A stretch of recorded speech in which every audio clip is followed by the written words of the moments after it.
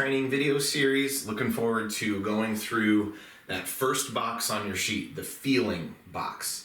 And the feeling box can be a little bit intimidating, not just the box itself, but what's happening in that stage of the Renew Ministry session. Because what's taking place is a person is walking in the door with the world on their shoulders, and maybe they're walking in and they want to have a friendly conversation, do a little bit of life catch up with you, exchange some kind, friendly words together before jumping into the session. And so somebody can come in very happy and light. Sometimes they come in and they're very heavy and they're ready to go, and no banter beforehand, no small talk beforehand. But it can be difficult when somebody comes in and they need to transition from their normal happy self, their normal coping self, maybe their normal putting the good face on self, to zeroing in and focusing on the pain that's going on inside their heart.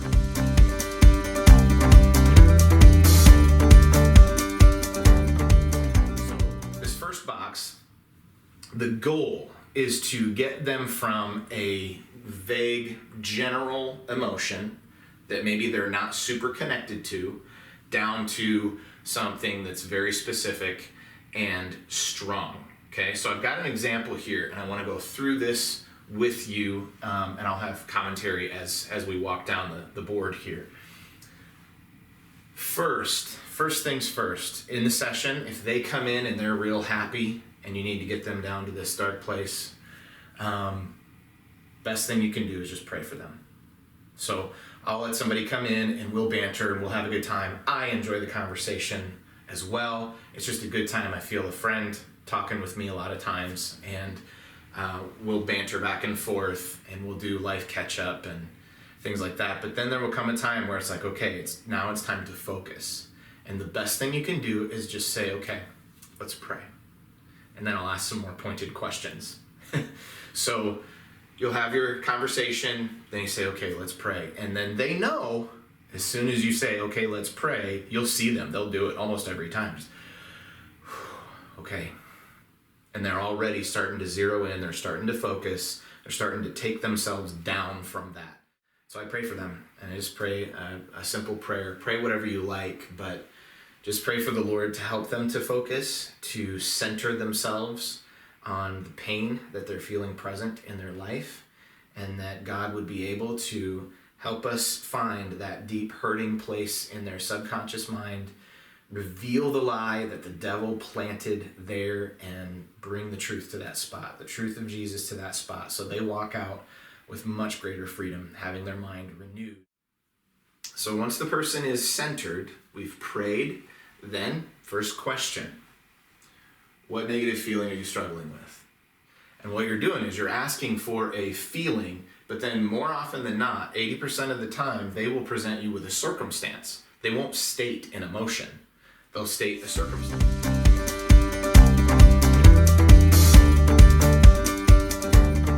You're going to ask 2 questions over and over and over again in these sessions. So get used to it and get your the people that you're helping, get them used to it as well. You're going to ask, why do you feel that way, and how does that make you feel? Over and over and over and over and over again. Okay, you both need to get used to it, be ready for it, prepared for it, and focus on just answering that question from the heart of the emotion. Okay, but more often than not, 80% of the time, you're going to be asking, how does that make you feel? Really, only about 20% of the time will you be asking, why do you feel that way? And you ask, how does that make you feel when they present you with a circumstance? And if they present you with an emotion, then you ask why. So, my husband yelled at me. Well, your husband yelled at you. How did that make you feel? It made me feel sad. So now we have a stated emotion. Now we ask why. Since they stated the emotion, you ask, why did it make you feel that way? Like he wanted to get rid of me. Well, is that an emotion or is that a circumstance? That's a circumstance. So what do we ask? How does that make you feel?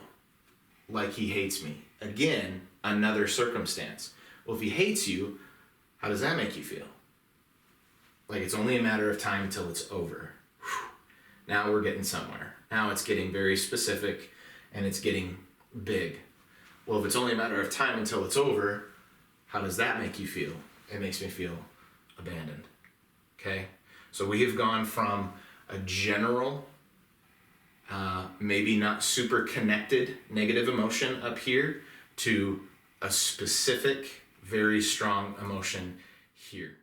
So frustrated, that's not specific. Sad, depressed, mad, disappointed, those are not specific emotions. Those are just kind of vague emotions. You want something much more specific, like abandoned or stuck or unwanted. Okay, these are big, specific I feel like I'm stupid. I feel like a failure. I feel incredibly guilty. Okay, those are specific emotions. And once you grab those, once they present those, then it's time to move on to the next box, the experience box. Where have you felt that way before? Or what does that remind you of? And have their mind go back to another spot where Satan has planted that block.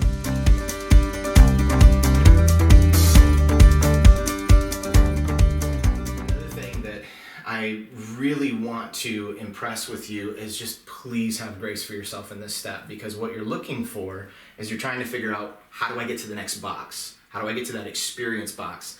And you're not gonna know every time what the most direct route to Chicago is, right? We talked about that in the previous video.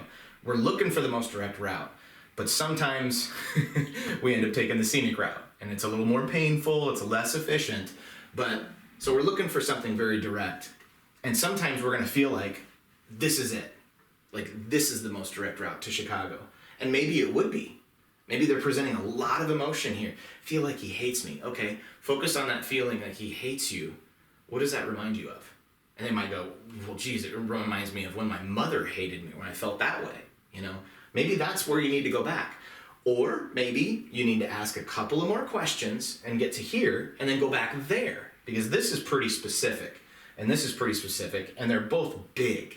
So, and ultimately, both of them are gonna lead to Chicago.